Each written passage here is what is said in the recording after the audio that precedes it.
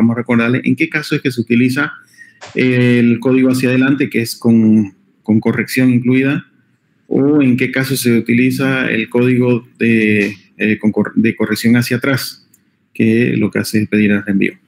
Código de redundancia cíclica. Entonces, nos enfocamos en esta última parte para ver estos dos tipos de códigos, el código de Hamming principalmente y el código de redundancia cíclica, y mencionando algunos otros más. Muy bien, entonces, grupo 5, coméntenos. Continúen, por favor. Ok. Primero que nada, buenas noches, ingeniero y compañeros. Continuando con la exposición de la anterior semana, nos quedamos en el punto 7, el cual es el código de corrección de errores. Los códigos de corrección de errores son una técnica utilizada para detectar y corregir errores en la transmisión de datos.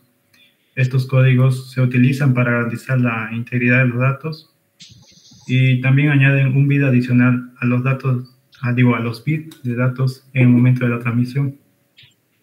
Entre los códigos de corrección de errores, los más importantes son el código binario lineal, el código Hamming, el código Hamming extendido.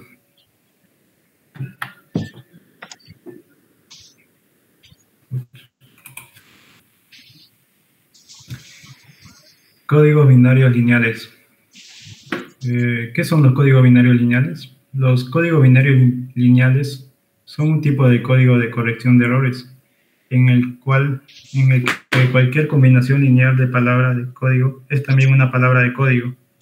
Estos se utilizan en la corrección de errores hacia adelante y también se aplican en el método de transmisión y se aplican en los métodos de transmisión de símbolos, como por ejemplo los bits en un canal de comunicación.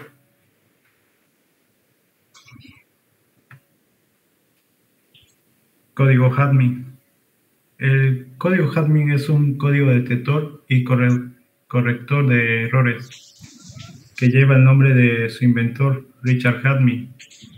En los datos codificados en Hamming se puede detectar errores en un bit y corregirlo. Esto representa una mejora respecto al código de bit de paridad, que puede detectar errores en un solo bit, pero no puede corregirlo. En la imagen verán una tabla completa que representa el código de Hamming. No sé si se ve en la imagen. Código de Hamming extendido. El código de Hamming extendido es una versión amplia del código Hamming que permite la detección y corrección de errores en datos más grandes. ¿Cómo funciona? Los bits de paridad son seleccionados en potencias de 2, mientras que los bits de información ocupan las posiciones restantes. Durante la transmisión, estos bits de paridad son utilizados para detectar y, en algunos casos, corregir errores en los datos recibidos.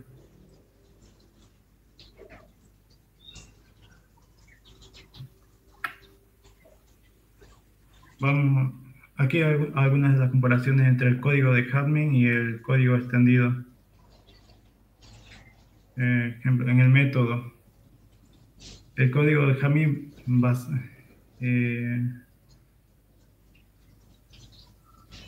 el código Hamming en el método está basado en el chequeo de paridad, y el código de Hamming extendido está basado en la autocorrección de errores. En la carga de bit extra, el código de Hamming va de un bit de comprobación por cada 2 bits de datos. En el código de Hamming, un bit de comprobación por cada 4 bits de datos. En la capacidad de corrección de errores, solo puede corregir un error, el código de Hamming. El código de Hamming extendido puede corregir hasta 2 errores. Enseguida voy a mostrar un video donde se explica más a detalle el código de Hamming. Ingeniero, ¿puedo salir un rato? Es que no tiene audio el video en la... Ya, justamente necesitamos analizar este video, está bien explicado. Salga y vuelva a entrar y que se vea bien el video.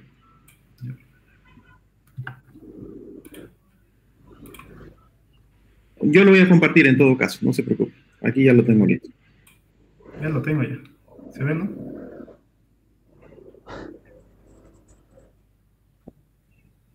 ¿Se ve?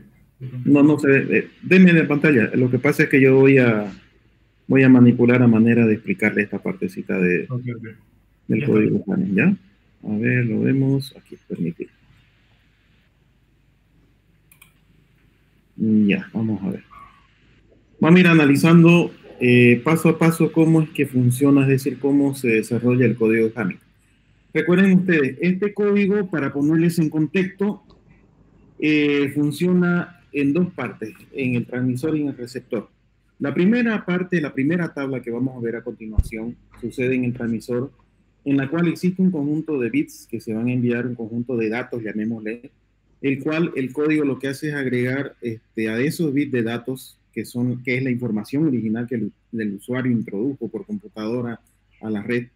Entonces, este código lo que hace es agregar algunos bits de paridad, es decir, algunos bits extras, si quieren llamarle así, y este código hace una serie de iteraciones en base a esos bits extras que ha introducido y conforma un conjunto de bits entre los bits que introdujo y los bits de datos. Un cálculo correspondiente da un resultante y ese conjunto de bits es el que se conforma en la primera tabla que vamos a ver a continuación. Luego se ejecuta una serie de iteraciones en una segunda tabla y esa segunda tabla sucede ya en el receptor, que lo que hace es comprobar que ese conjunto de información que el transmisor introdujo al medio de transmisión y le llegó al receptor va a verificar si está correcto o no. En este ejemplo, concretamente lo que sucede es que se simula de que hubo un error en el medio de transmisión. Por ejemplo, un problema que puede suceder en la transmisión es un ruido. Recuerden ustedes que nosotros, cuando hacemos una transmisión inalámbrica, cuando nosotros hacemos el envío y existe un rayo o algo de forma electromagnética que afecta la transmisión que estamos realizando, se produce una nueva onda electromagnética que se entremezcla con la información original que estamos enviando. Eso se le llama ruido, es la intromisión de una señal indeseada en el medio de transmisión en el cual nosotros estamos transmitiendo nuestra propia señal. ¿Qué sucede con eso? Nos altera los bits. Puede ser que un 0 llegue como un 1 o un 1 llegue como un 0, por ejemplo. De eso se trata entonces esta simulación. Se preparan los datos y la verificación en el receptor, asumiendo de que existió un problema de ruido durante la transmisión, para ponerles en contexto. Veamos cómo funciona este código y lo vamos a analizar el video. Presten mucha atención. En este Polimedia vamos a explicar cómo funciona el código de Hamming. El código de Hamming es un código de corrección de errores que permite corregir un error en una palabra y detectar corregir en este caso. El código de Hamming en la práctica se implementa mediante matrices, como veremos en la práctica, pero es posible hacer una representación mecánica del código mediante unas tablas, ¿vale? Que va a ser lo que vamos a ver aquí. La idea general del código de Hamming es introducir unos bits de redundancia y distribuirlos de una cierta forma a lo largo de la palabra, de forma que si se producen errores podamos corregir. La nomenclatura general que se usa es expresar el tipo de código de Hamming en concreto que queremos usar con dos números entre paréntesis, donde el primero indica el número de bits totales y el segundo el número de bits que llevan información. Haciendo la resta podemos sacar el número de bits de paridad. Segundo, el número de bits que... Aquí vamos a ver. ¿Qué dice el tema de la nomenclatura? ¿Cómo se representa? ¿Se representa con dos paréntesis? El primer dato es el número de bits totales. Significa que aquí van los bits de datos que vamos a enviar con, además, es decir, la cantidad de bits sumado a la cantidad de bits de paridad. A eso se llaman los bits totales. Significa todos los bits que vamos a introducir en el medio de transmisión. En el siguiente, después de la coma, la siguiente información, el siguiente número, viene a ser el número de bits de información, el número de bits, cuántos bits contiene los datos que el usuario está introduciendo en el medio de transmisión. Entonces, si es que tenemos el bit totales, y de esos bits totales, n bits son de información. ¿Cuántos son los bits de paridad? Es la simple resta, ¿no? Entonces tenemos, por ejemplo, 8, 7, significa que estamos enviando un total de 8 bits, de los cuales 7 llevan información, y el que resta, el 1, viene a ser un bit, solamente un bit de paridad. Ese bit de paridad sirve para hacer la comparativa en el receptor, para verificar si el dato llega correcto o no llega correcto en base a una serie de cálculos que vamos a ver a continuación. Por ejemplo, si tenemos el código 74, ¿qué significa el código 74? Significa que estamos mandando un total de 7 bits, de los cuales 4 son datos. 4 son datos. Entonces, ¿cuántos son de paridad? 7 menos 4, 3. Entonces, la cantidad de bits de paridad de 7 menos 4 igual a 3. O sea, 4 bits de datos y 3 bits de paridad hacen un total de 7 bits. Vamos a ver cómo se realiza la iteración entonces en el transmisor. Llevan información. Haciendo la resta podemos sacar el número de bits de paridad. Bien, la forma mecánica de hacer el algoritmo del código de Hamming sería con una tabla como la que vemos, en la que por comodidad presentamos las posiciones en binario, ¿vale? Las posiciones empezando en 1, ¿vale? Llegando hasta el final. El número final de bits viene indicado por el código de Hamming concreto, ¿vale? En este caso será el 11.7, con lo cual tenemos 11 bits, de los cuales 7 llevan información y 4 son de paridad. Bien, lo primero que tenemos que hacer es ver dónde van los bits de paridad y dónde van los bits de datos. Los bits de paridad van en las posiciones que son potencia de 2. ¿Vale? Entonces, en el 1, en el 2, 4 son bits de paridad y los huecos que quedan en medio los rellenaremos con los datos. La forma de proceder con el algoritmo, de hacer la codificación, es muy sencilla. Simplemente rellenamos la palabra original de datos, ¿vale? Que la tenemos, en este caso es esta, ¿vale? Sería la palabra codificar, proteger frente a errores que fuera. La situamos en los bits que son de datos, ¿vale? Una vez tenemos la palabra de datos, para formar la palabra código, la palabra que incluye la paridad, tenemos que calcular los 4 bits de paridad. Ya, ahí voy a hacer una pausa, porque quiero que se entienda cómo se conforma la tabla. Incluso tenemos que tomar en cuenta, a ver, ¿se ve mi puntero? Sí se ve, ya. En este ejemplo tenemos de que se está haciendo un envío total en el medio de transmisión, se va a introducir 11 ¿Qué fue bits. lo traba en sus zapatos? De esos 11 bits, 7 bits son datos. ¿Cuáles son esos 7 bits de datos? Aquí dice, datos, 0101001. Aquí tenemos los 7 bits. Estos 7 bits indica aquí en la cantidad de los 7 bits, son estos 7 bits que vamos a enviar. ¿Cuántos bits de paridad tenemos? 11 menos 7. Serían 4 bits de paridad. Es decir, de esos 11 bits, 7 son datos y 4 bits son de paridad. Teniendo esos datos, armamos la tabla. ¿Cuántas columnas va a tener la tabla? Sin tomar en cuenta esta primera. ¿Cuántas columnas va a tener la tabla? Va a tener el total de bits, significa 11 columnas. Aquí tenemos, ¿no? Fíjense, 1, 2, 3, aquí lo ponemos en paréntesis, en decimal, las 11 posiciones de la columna. Hasta ese momento lo tengo todo en blanco, para que ustedes vayan entendiendo, se lo estoy explicando así. Entonces, ya sé que voy a tener 11 columnas en esa tabla. Posteriormente, por facilidad, lo que hago es arriba colocarlo en binario, ese número en decimal que tenemos, es decir, el número de la posición, ¿verdad?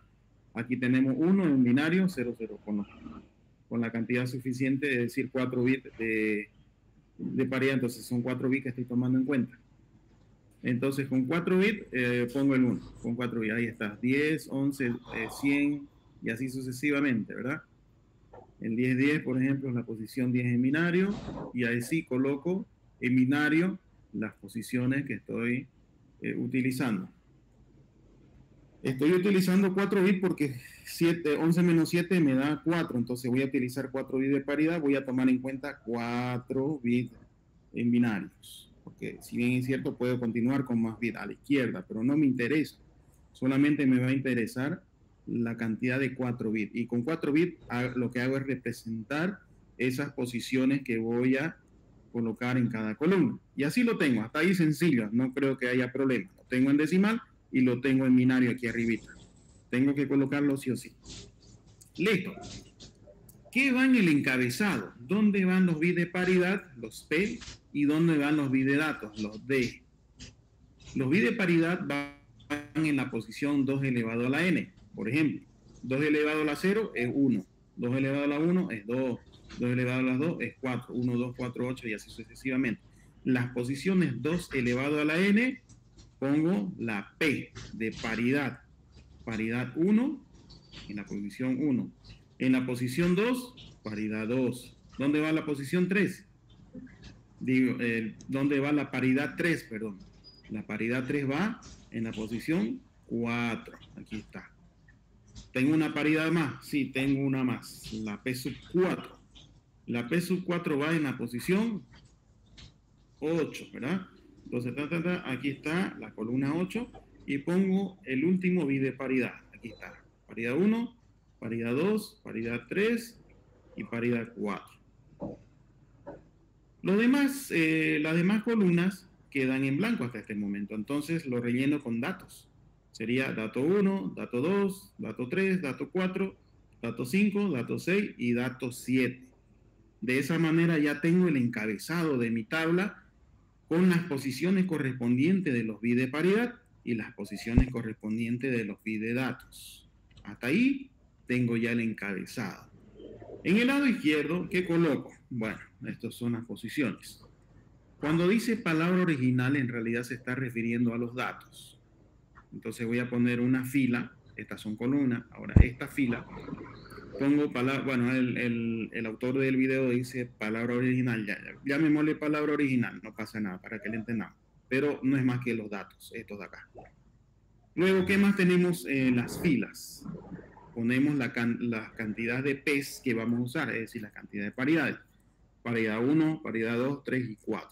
Si solamente utilizaríamos 3 paridad, obviamente utilizaríamos hasta paridad 3 solamente, obviamente.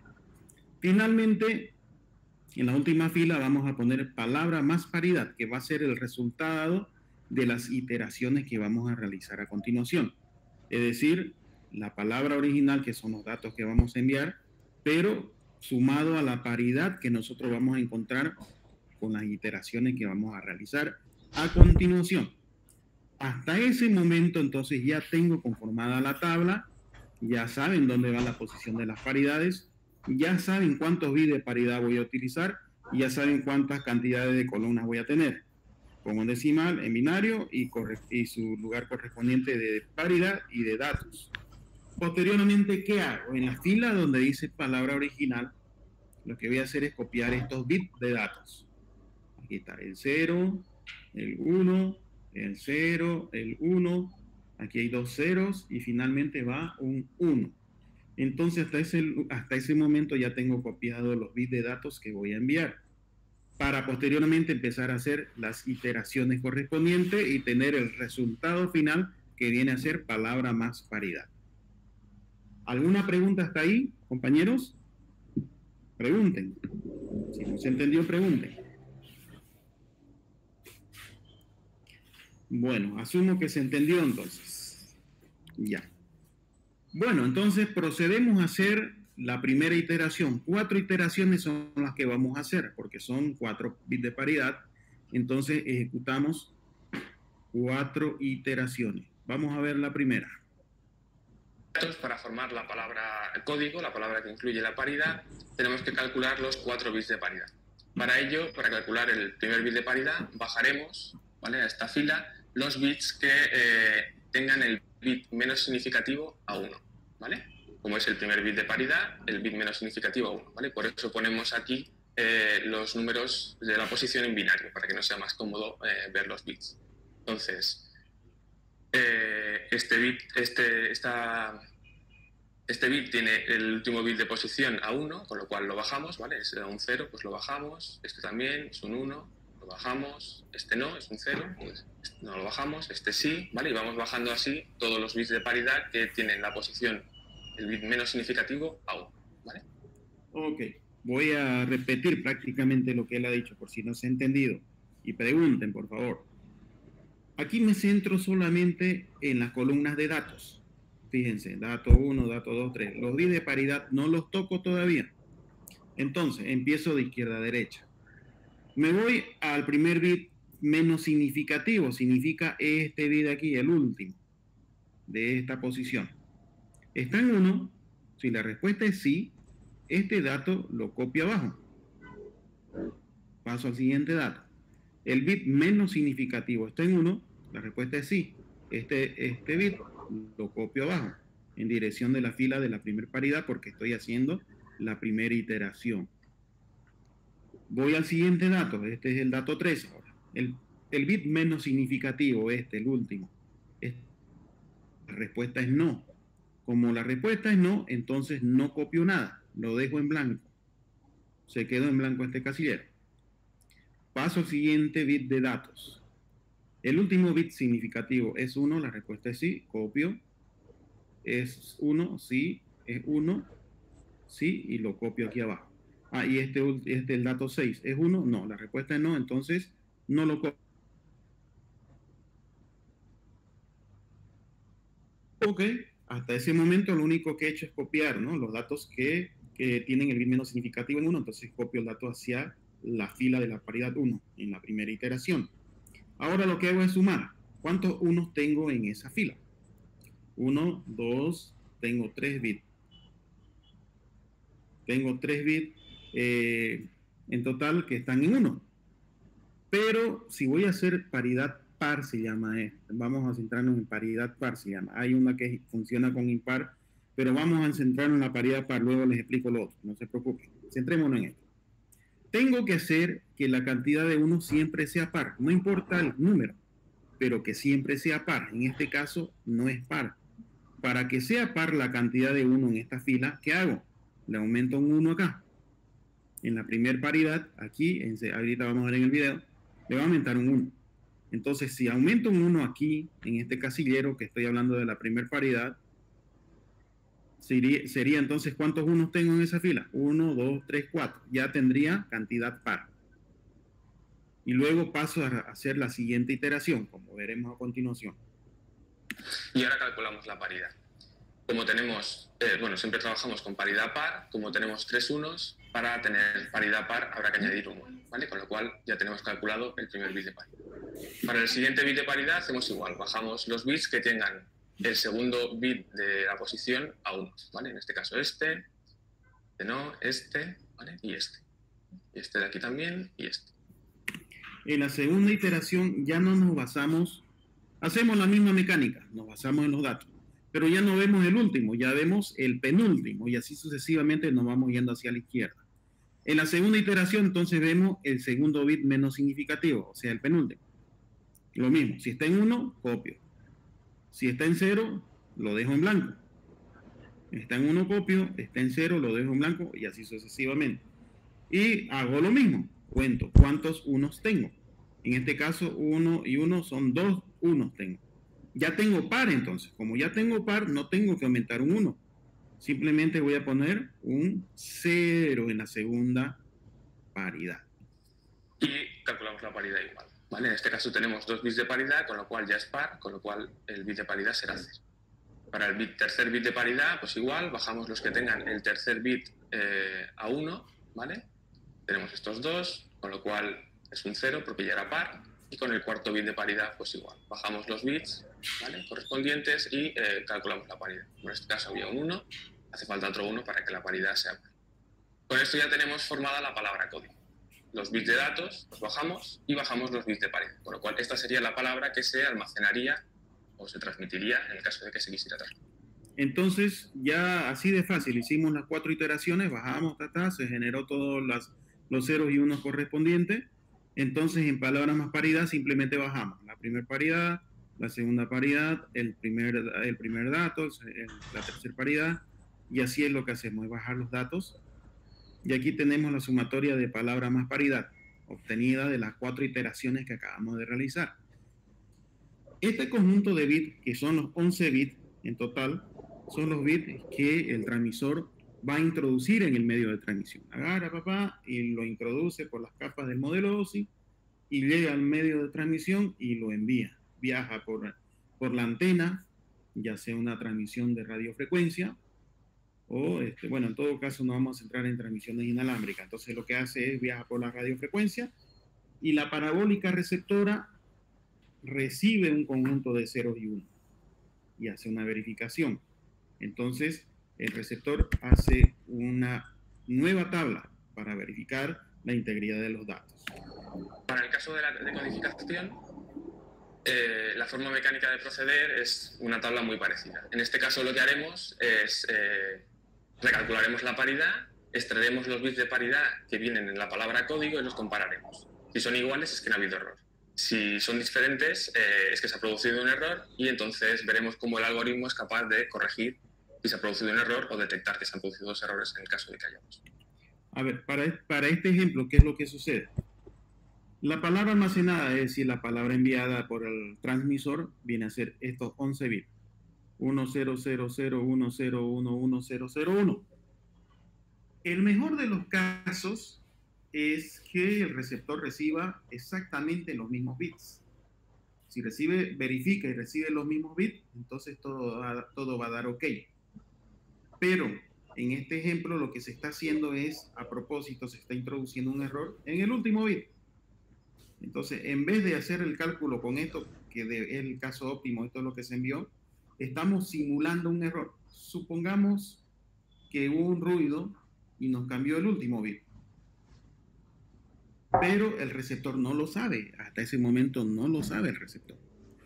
Estamos simulando que el receptor está recibiendo este conjunto de bits de aquí de abajo. Entonces, en base a eso, el receptor arma su tabla también. Lo mismo. Tiene 11 bits, arma una tabla de 11 columnas. 1, 2, 3, 4. Bueno, aquí está entre paréntesis. Aquí está. Estas son las 11 columnas. Todavía no nos centremos en esto de la derecha. Luego les voy a explicar para qué sirve. Entonces, el receptor arma sus 11 columnas. Lo mismo en decimal, lo pone en binario. Y coloca, obviamente, las posiciones de la paridad en los lugares 2 elevado a la n. Lo mismo que hicimos hace rato, exactamente lo mismo sucede aquí. Y en la fila ponemos la palabra, es decir, los datos que ha recibido el receptor y las paridades que van en la fila, ¿verdad? ¿Qué es lo que hacemos entonces? El receptor lo que hace es copiar los datos que ha recibido en las respectivas posiciones. De estos 11 bits, 7 bits son datos. ¿Qué es lo que hace? Descarta los bits que son de paridad. ¿Cómo va a saber cuáles son de datos y cuáles son de paridad? Si aquí solo hay 0 y 1. Lo va a descartar. Los bits que están en la posición 2 elevado a la n, los descarta. Este 1 lo descarta, este 0 lo descarta. Este 0 sí es dato, entonces este 0 ya va como dato 1.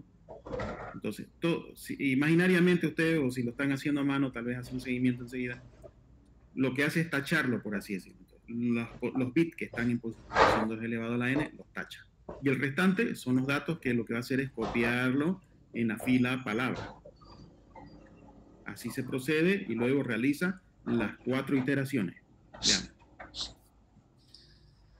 El método es muy parecido. Escribimos la palabra que recibimos, ¿vale?, en los bits de datos, ¿vale? En este caso teníamos la palabra que habíamos almacenado, que acabamos de ver en la transparencia anterior, y le hemos introducido un error en el último bit, ¿vale? El algoritmo evidentemente no sabe que se ha producido un error y simplemente recibe esto. Entonces, situamos estos bits en los huecos de los datos y recalculamos la paridad exactamente igual que antes. Nos fijamos en los bits que tengan el último bit de posición a 1, ¿vale? Y esos los bajamos, ¿vale? Y miramos el número de unos. Tenemos 2 unos, con lo cual ya es par, con lo cual ponemos un 0. Para el segundo bit de paridad, bajamos los que tengan el segundo bit de posición a 1, los bajamos, miramos los unos, solo hay 1, con lo cual hace falta otro 1 para tener paridad par. Igual con el tercer bit de paridad, en este caso nos fijamos en el tercer bit, vale. Tenemos 2 unos, con lo cual hace falta un 0 para tener paridad par, y para el último bit de paridad pues igual, ¿vale? Nos fijamos en el cuarto bit, aquí son todos ceros, con lo cual un 0, ¿vale? De esta forma hemos calculado la paridad, ¿vale? La hemos calculado aquí nosotros, y le comparamos esa paridad que acabamos de calcular con la paridad que nos venía en el dato que nos llegó. Ya. Entonces, hasta ese momento el receptor ya hizo su cálculo de paridad, obtiene las paridades en sus 4 iteraciones con los datos que hemos simulado que le llegó, y lo que hace es ya arma la segunda tabla que está adjuntada a esta misma, y tenemos el cálculo de paridad, que es el que acabamos de encontrar en este momento, 0100, aquí está 0100, aquí pone la paridad almacenada, que lo que hace es de los bits de posición 2 elevado a la n, los obtiene. Hace rato los tachamos porque los descartamos, ahora en este caso no sirve. Entonces 2 elevado a la n, el receptor de esa manera va a saber que esa es la paridad que el transmisor calculó y se lo envió como un cálculo para la comparativa correspondiente en el receptor. Entonces, ¿qué sucede? Los bits que están en 2 elevado a la n los saca y los coloca en esta tabla. Sería 1, 0, 1, 2, 1, 0, 0 y un 1 sería, ¿no? Que son los bits de paridad que, como les digo, calculamos en el transmisor. Veamos. ¿Vale? Que serían, bueno, pues eso, la primera posición, la segunda, la cuarta. ¿Vale? Ahí está. Entonces, este 0100 es el que acabamos de calcular y este 1001 es el que calculamos en el transmisor y que lo envió. De aquí lo obtiene y ahí está. Entonces hacemos una comparativa. ¿Cuál es la comparativa? Utilizamos el operador lógico XOR, XOR.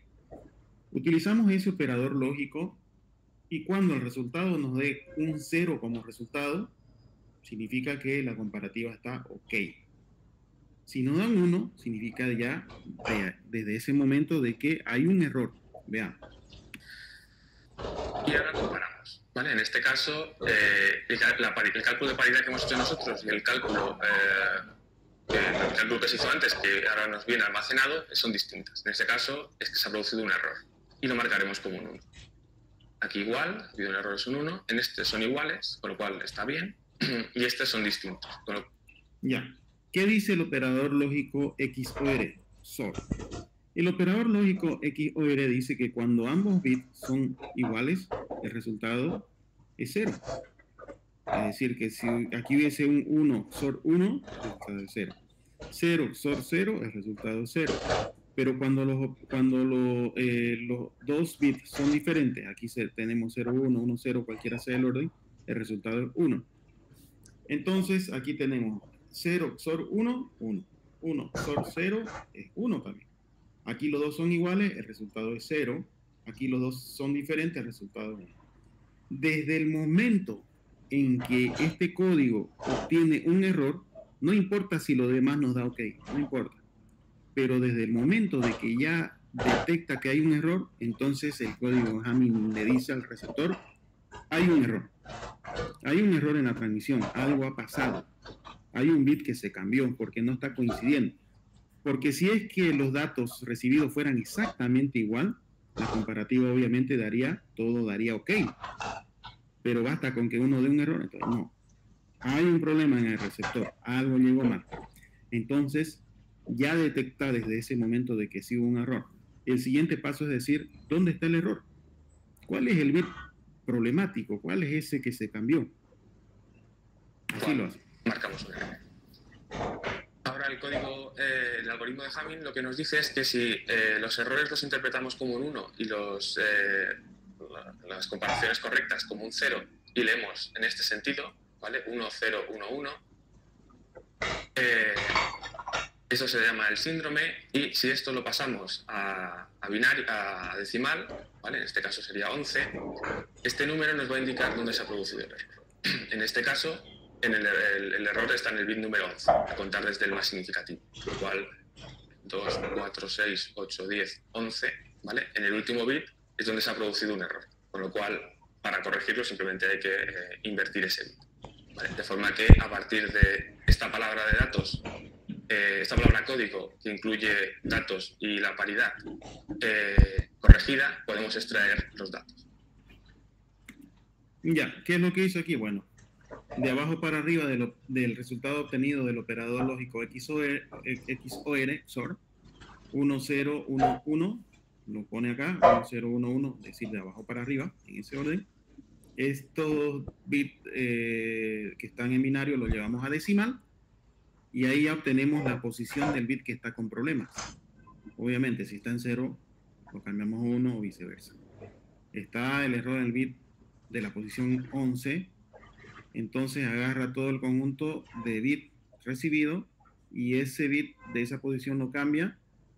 Luego descarta la posición de bit 2 elevado a la n, es decir, lo vuelve a tachar, bla, bla, bla, y limpio devuelve el dato al receptor. Y estos serían los datos que realmente se querían enviar. Y no estos de acá. 0, 1, 0, 1, 0, 1 y 3 veces 0. Se ha verificado y se ha determinado de que hay un error en el último, entonces lo corrige y le devuelve al usuario receptor estos datos de acá, porque el mismo receptor se encargó de corregirlos.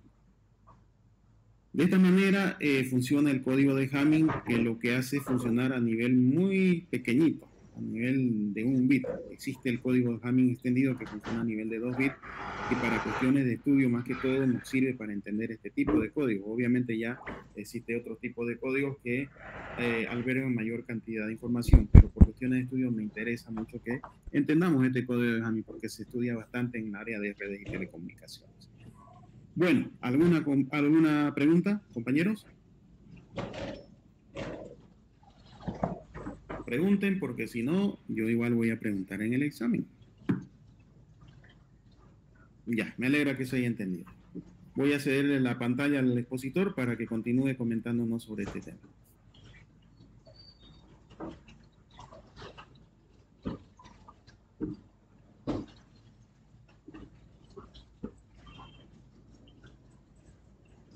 ¿Está el expositor o se durmió?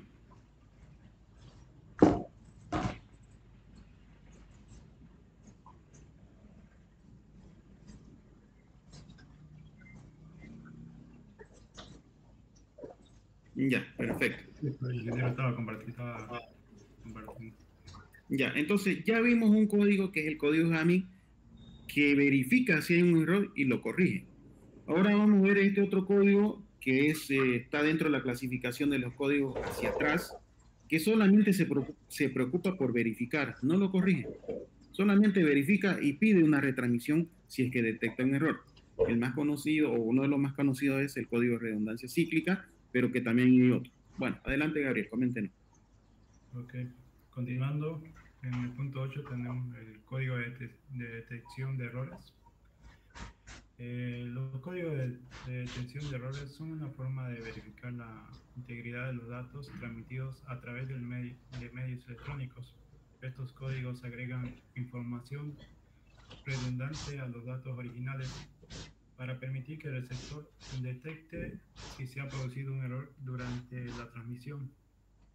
Entre los códigos de detección de errores, los más importantes son el código cíclico, el CRC, el código de convolucionales,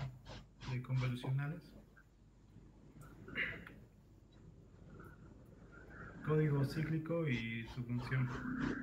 En la redundancia, los códigos cíclicos agregan bits redundantes para asegurar la integridad de los datos. En la detención de errores, gracias a su estructura matemática, estos códigos pueden detectar errores en bits específicos. En la corrección de errores, algunos códigos cíclicos permiten corregir errores, además de detectarlos. El código de redundancia cíclica como tipo de código cíclico. En el cálculo de CRC se genera un valor de verificación a partir de los datos transmitidos utilizando unas operaciones de módulo y XOR o suma binaria. En la implementación de cálculo CRC en hardware utilizamos circuitos integrados especializados. Es una estrategia eficiente y práctica. Esto permite realizar el cálculo del código de redundancia cíclica en tiempo real, sin depender de la capacidad del CPU sin necesidad de interrupciones. Códigos convolucionales en la detención de errores. Como primer punto tenemos el procesamiento secuencial. Los códigos convolucionales procesan los datos en trozos secuenciales de bit. En el segundo punto tenemos matrices de estados. El algoritmo de codificación se basa en una matriz de estado y una tabla de ramificación. En el punto 3 tenemos mayor capacidad de detención. Los códigos convolucionales pueden detectar errores que los códigos convolucionales pueden detectar errores que los códigos cíclicos no pueden.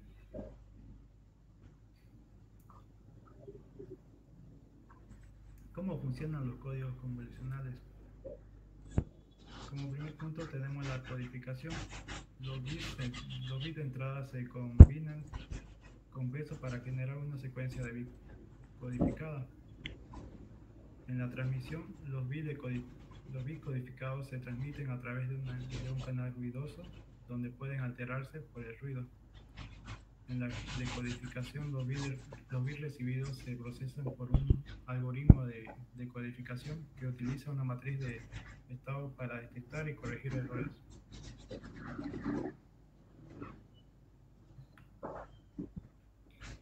Aplicaciones de los códigos convolucionales. Algunas de las aplicaciones de los códigos convolucionales se encuentran en los enlaces de comunicación satelital. Los códigos convolucionales son esenciales para proporcionar una transmisión de alta calidad. También se encuentran en algunos sistemas de código de barra para garantizar la precisión de lectura de código.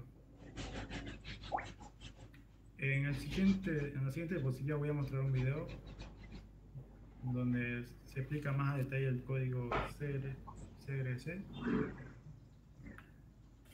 Voy a dejar de compartir un rato porque no transmite audio.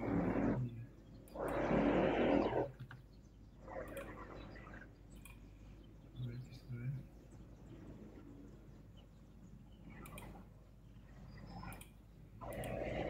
Se ve, ¿no? ¿Me confirma, por favor? Ahora sí, ya se ve. Adelante. Okay. Buenas. A continuación desarrollaremos el tema CRC, el cual es el código de redundancia cíclica, y este tiene como gran objetivo principal la detección de errores. Dicho tema lo explicaremos con el siguiente ejemplo, que nos dice que convirtamos el mensaje, el cual es una trama que viene en notación binaria, la cual es 111101, y nos da un polinomio generador, el cual es el siguiente, y cabe mencionar de que este polinomio es conocido por ambas partes, tanto como por el emisor y así también el receptor. Ahora bien, como primer paso tendremos que convertir este polinomio generador a un polinomio en notación binaria o un polinomio binario, y lo hacemos de la siguiente manera. Primero es importante saber en qué base nos están dando este polinomio generador, y como vemos en este, la base es 3. Esto nos ayudará más adelante para agregar la cantidad de ceros al lado derecho de la trama, las cuales serán nuestro primer residuo.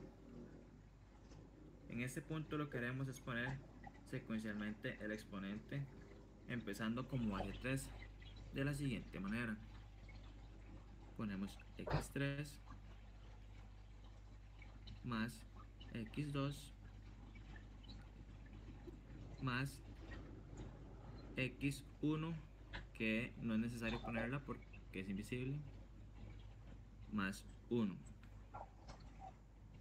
Ahora bien, en cada parte donde el polinomio generador principal tenemos una x, vamos a colocar un 1. En el caso de x3 ponemos un 1. En el caso de x2 ponemos un 1. En el caso de esta x, como no está en el polinomio original, vamos a colocar un 0 y el 1 lo bajamos.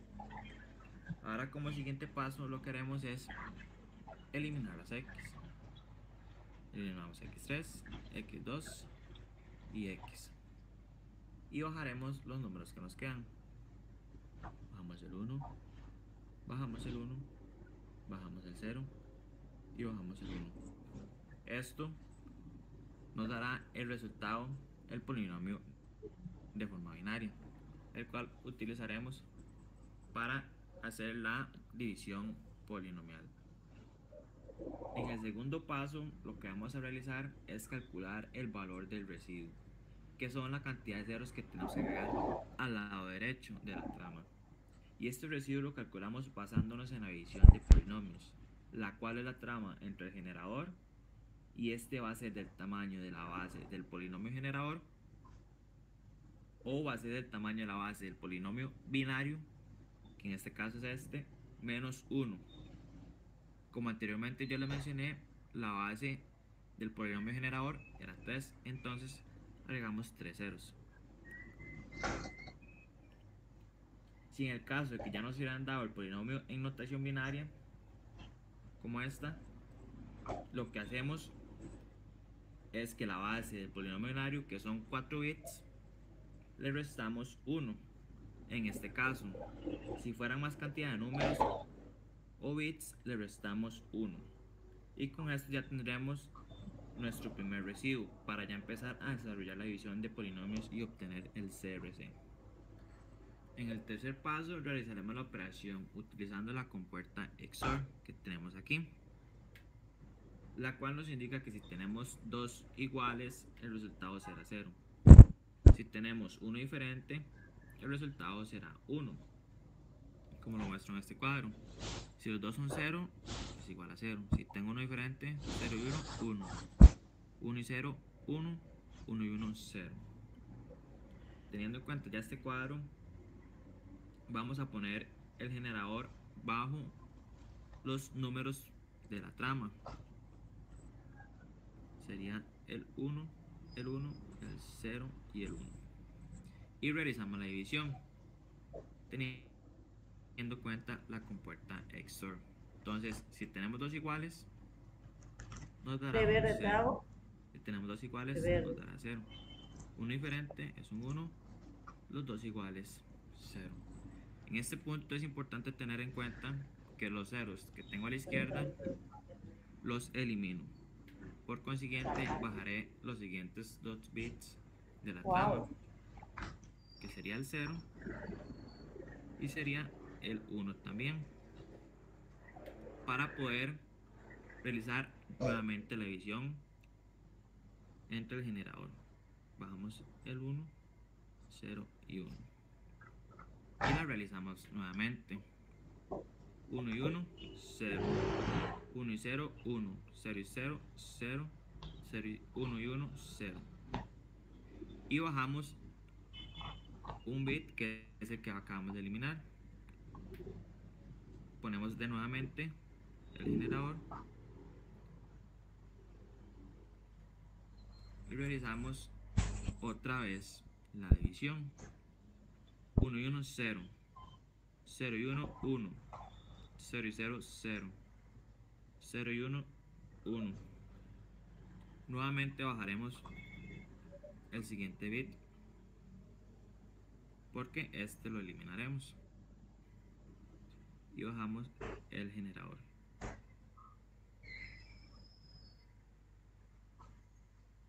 Uno y 1, 0. 0 y 1, 1. 1 y 0, 1. 0 y 1, 1. Bajamos el siguiente. Y nuevamente el generador.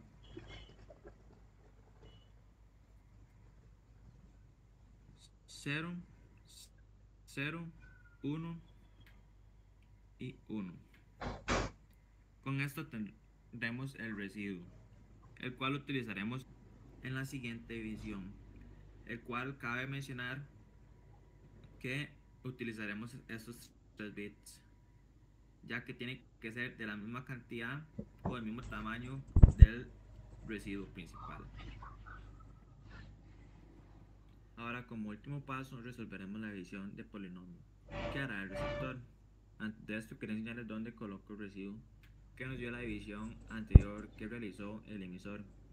Dicho residuo lo colocamos acá, el cual nos ha dado un 0, un 1 y otro 1. Y de esta manera empezaremos la división de polinomio normal, igual teniendo en cuenta la compuerta XOR. Ahora bien, bajamos nuestro generador 1, 1, 0 y 1 y realizamos la división. 1 y 1, 0, 1 y 1, 0, 1 y 0, 1, 1 y 1, 0. Como vamos a eliminar estos dos espacios, bajamos el 0 y bajamos el 1 y bajamos nuevamente el generador 1, 0, 1. Realizamos la operación nuevamente. 1 y 1, 0, 0 y 1, 1, 0 y 0, 0, 1 y 1, 0. Como aquí solo vamos a eliminar 1, bajamos solo este 0. Bajamos el generador. Nuevamente 1 y 1, 0, 0 y 1, 1, 0 y 0, 0, 0 y 1, 1. Bajamos el 1. Nuevamente generador. 1 y 1, 0, 0 y 1, 1, 1, 0, 1, 1 y 1, 0. Y bajamos el último 1. Nuevamente generador. Y resolvemos 0, 0, 0 y 0. Como podemos observar, el resultado de nuestro nuevo residuo es 0, lo cual nos indica que el mensaje que recibió el receptor fue exitoso, sin ninguna irregularidad. Y esto lo logramos gracias al método CRC. Con esto concluyo mi ejemplo con su respectiva explicación del proceso. Gracias. Bueno, ingeniero, hasta ahí Sí, sería. Gabriel, al grupo, a Gabriel y a todos los grupos, los videos tienen que estar descargados y subidos al Google Drive. No en YouTube, no me sirven en YouTube. Este No, video sí, está. cuando lo quería compartirlo, hice prueba y no se escuchaba el audio, por eso lo estoy compartiendo. Ok, está muy bonito el ejemplo. Bueno, ¿qué es lo que hemos visto? No sé si lo puede poner Gabriel y lo vuelve un poquito al final para un análisis rápido, antes que nos vamos. ¿Qué parte? No importa el audio, póngalo desde ahí y analizamos. El código de redundancia cíclica. ¿El video pongo? O... Sí, el video, por favor. Okay. Este video, no, por ejemplo, le dije que no tiene audio. No importa el audio, póngalo casi al final, donde ya pone el residuo.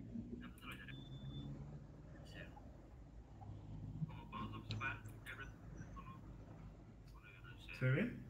Sí, se ve y se escucha. Adelántelo, por favor, ya al final, donde muestra el resultado.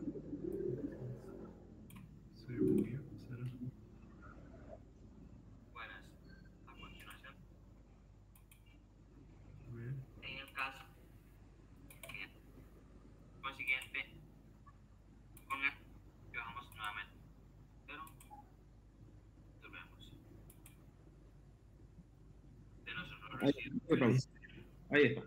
Ya, hemos visto que en el ejemplo nos los ha mostrado en 4 pasos. La verdad, bien didáctico el ejemplo, me ha gustado porque yo acostumbro a hacerlo con divisiones, pero esto es mucho más fácil. Está utilizando el operador lógico XOR también. No está con divisiones binarias, pero en realidad el resultado es el mismo. Está haciendo divisiones prácticamente, pero de una manera diferente, utilizando el operador lógico XOR. ¿Qué es lo que hace? Genera el código divisor, que en realidad tanto el transmisor como el receptor lo conocen, pero aquí la clave está en los datos, porque finalmente lo que le interesa al usuario final son los datos que lleguen con total integridad. En este ejemplo lo que está haciendo es mostrando el mejor de los casos. Cuando el residuo que está ahí abajo con una flechita da todo en cero, significa que los datos han llegado correctamente. Si es que el receptor hace la comparativa de la misma comparativa, porque este cuarto paso es en el receptor, hace las operaciones sucesivas como hemos visto, supongamos que uno de los datos de los bits que está ahí en medio arriba, está creo que con color rojo, guindo, algo así está ahí, ¿no?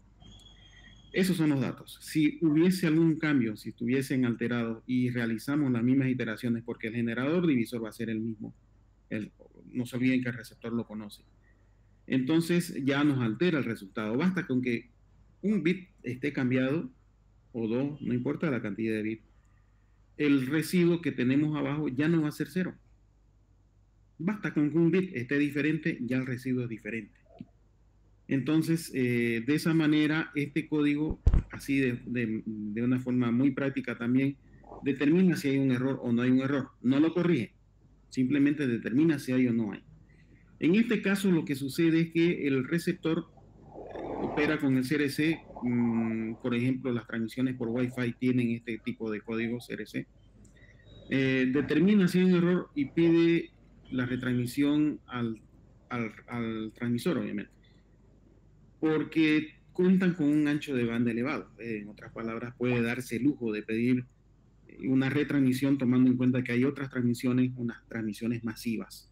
Pero si el ancho de banda es elevado, si es grande el ancho de banda, es decir, la carretera es grande, para que lo entiendan, entonces puede pedir la retransmisión, no le va a afectar en nada.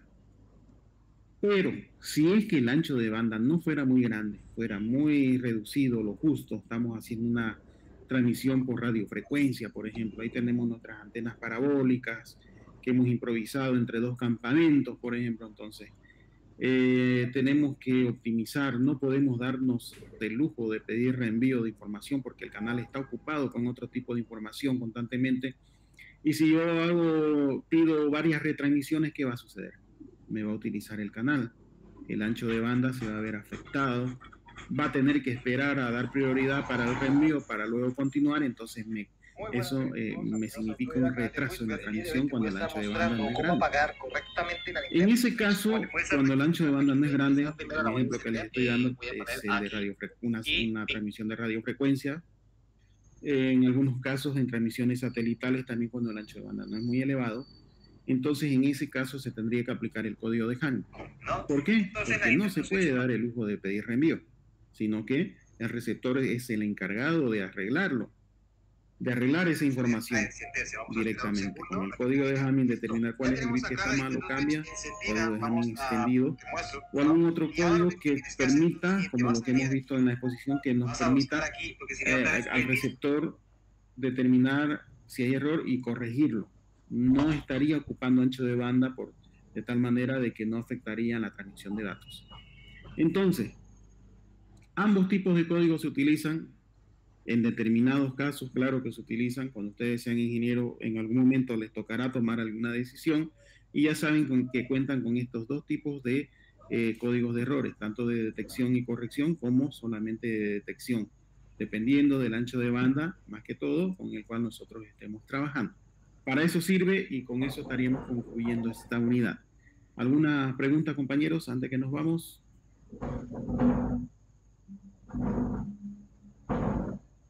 Ya, finalizamos la unidad 5, con esto estamos habilitados para el primer examen parcial. De acuerdo al calendario que ya hemos marcado, estaríamos dando el examen el día miércoles.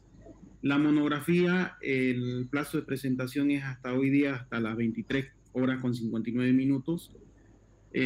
Pasada esa hora ya pierde el valor la monografía porque el plazo es hasta hoy, dado de que yo necesito tener esa monografía para poder subirla a la plataforma. Una opción les puedo plantear, en caso de que, si es que conozco a mi gente, como se dice, ¿no? Si es que ustedes quisieran un poco más de tiempo para el tema de estudiar las 5 unidades que ya hemos visto, les planteo lo siguiente. Podríamos avanzar la unidad 6, el grupo 6 si está ya listo, lo veríamos el día miércoles y el examen lo daríamos el lunes. de tal manera que no perdemos clase de todos modos. Opción 1, damos el examen el miércoles. Opción 2, avanzamos el miércoles y el examen damos el lunes siguiente. ¿Qué opinan? Los escucho. Sí, estaría bien el lunes, ¿no? Y el lunes, ingeniero. Creo que todo. ¿Y el grupo 6 está presente? Quisiera escuchar a alguien del grupo 6. ¿No hay nadie del grupo 6? Aquí, ingeniero. Sí, ingeniero. El lunes sería mucho mejor. Entonces el lunes, ¿qué? ¿El examen? Sí. Bueno, entonces movemos la agenda de esa manera. Para el día miércoles, por favor, el grupo 6, que estaríamos hablando ya de la parte de concepto celular, vamos a tratar de hacerlo en una sola sesión. Por cuestiones de tiempo tenemos que pisar un poquito el acelerador. El día miércoles entonces vemos la unidad 6, el lunes damos examen y el miércoles de la siguiente semana ya vemos la unidad 7. Que la unidad 7 me parece que estamos hablando de multiplexación, entonces ahí pisamos también el acelerador. Listos, compañeros, quedamos en eso entonces. No se olviden, la monografía es hasta hoy día solamente. Ingeniero, la monografía lo subimos al enlace Drive, ¿no? Correcto. Ahí en la carpetita donde colocaron sus diapositivas, ahí mismo colocan, le ponen como título monografía grupo tanto. Monografía grupo 1, monografía grupo 3, monografía. Entonces me lo colocan ahí en el PDF, le doy una revisada, que no tengo mucho tiempo, ya solo voy a revisar para colocar nota directamente. Y esa monografía que ustedes compartan será la que yo coloque en el respectivo apartado que tiene cada unidad en la plataforma del Clásico. ¿Listo? ¿Alguien más? ¿Alguna pregunta? En PDF, ¿no? En formato PDF. Correcto, en PDF. Listo, compañeros. Nos vemos el día miércoles. Buenas noches. ¿Puedo llamarlita, por favor? Adelante, Joel. No se vayan. Adelante, Joel. Ya. Arce Vallejos Giver. Presente. Camacho Briceno Jairo. Presente. Chávez Escobar Miguel Ángel. Presente. Copa Humacacho Gabriel. Presente. Delgadillo Montenegro Walter.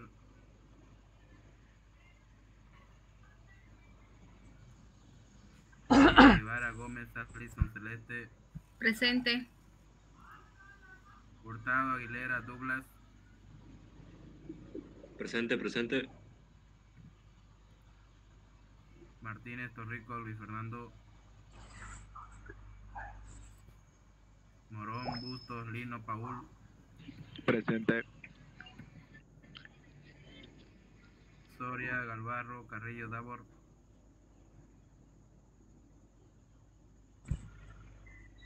Vallejos Iriarte Adán Henry. Presente. Yucra Copa Gladys. Presente. Zurita Eduardo Luis Gabriel. Presente.